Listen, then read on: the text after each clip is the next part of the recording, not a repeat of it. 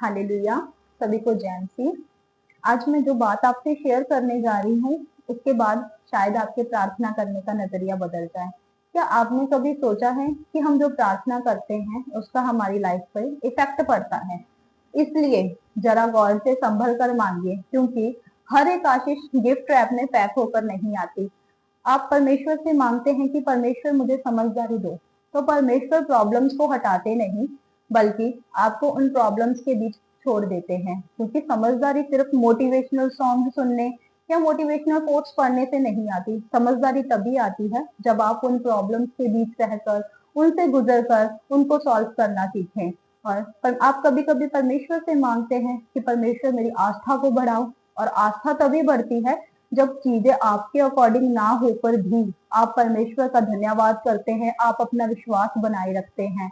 कभी कभी आप परमेश्वर से मांगते हैं कि परमेश्वर मुझे मजबूत कर, मुझे ताकत दे। और मजबूती हमेशा संघर्ष के बीच में ही शुरू होती है।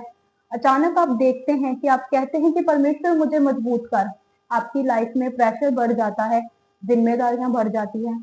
आप देखते हैं कि जैसे जिम में लोग मसल्स बनाने के लिए वेट्स को उठाते हैं, वैसे ही आपको अपनी लाइफ में, जिंदगी में मजबूत करने के लिए आपको अपनी जिंदगी का भार उठाना पड़ता है।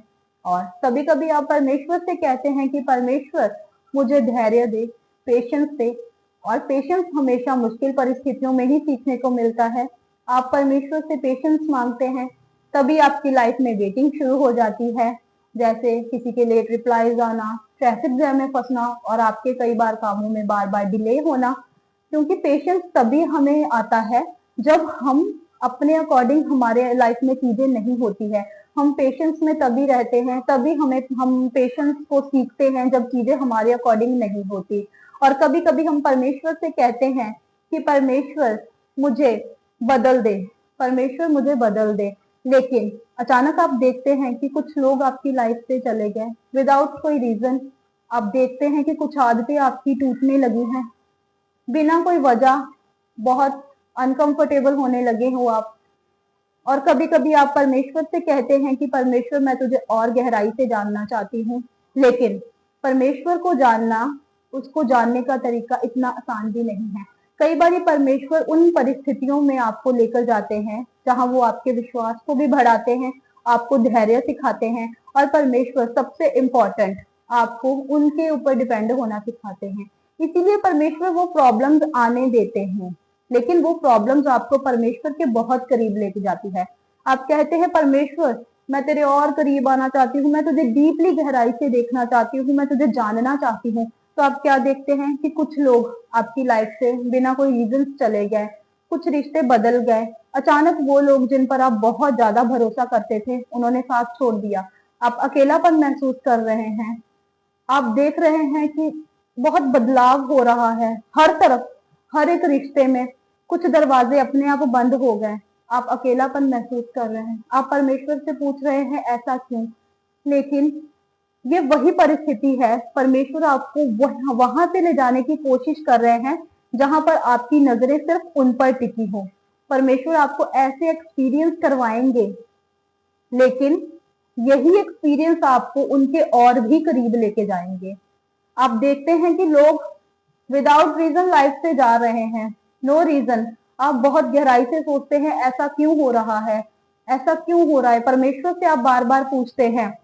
लेकिन यही रीजन है कि परमेश्वर से आप और ज्यादा डीपली कनेक्ट होते हैं। जब आसपास का सहारा कम होने लगता है, तभी हम परमेश्वर के सहारे को और गहराई से महसूस कर सकते हैं। हम परमेश्वर की आवाज को और क्लियरली सुन सकते हैं। इसलिए जब कभी आप ऐसी प्रार्थना करें तो साथ में ये भी कहें कि परमेश्वर मुझे ऐसा हृदय दे, मुझे ऐसा दिल दे जो हर वक्त तुझे खोजे, चाहे दिन आसान हो, चाहे दिन मुश्किल हो। मुझे हर परिस्थिति में विश्वास में बने रहने दे। मैं तेरा हाथ हमेशा थामे रहूं, चाहे हालात कैसे भी हो। मैं हर हालात में तेरा धन्यवाद करती रहूं, मैं हर हालात में तुझे खोजूं। आप ऐसे प्रार्थना करिए। लेकिन हाँ, इन सब में इस चीज का ये मतलब नहीं है कि हम प्रार्थना नहीं करेंगे, हम प्रार्थना छोड़ देंगे, क्योंकि प्रार्थना तो हर एक विश्वासी की ताकत है। इसीलिए प्रार्थना को छोड़ना नहीं है, लेकिन हमें ये समझना होगा कि परमेश्वर हमें आशीष देते हैं तो उससे पहले हमें उसके लायक बनाते हैं। हमें तैयार करते हैं, इन सब में हमारे करेक्टर को फॉर्म करते हैं, हमारे चरित्र को भी गढ़ते हैं। इसलिए जब कभी आप प्रार्थना करें तो ये मत कहिए कि परमेश्वर मुझे ये दे दीजिए, परमेश्वर मुझे वो दे दीजिए। ये भी कहें कि परमेश्वर जो आपकी इच्छा हो वो मेरी लाइफ में पूरी हो, क्योंकि परमेश्वर की इच्छा हमेशा हमारी सोच से कहीं बेहतर होती है।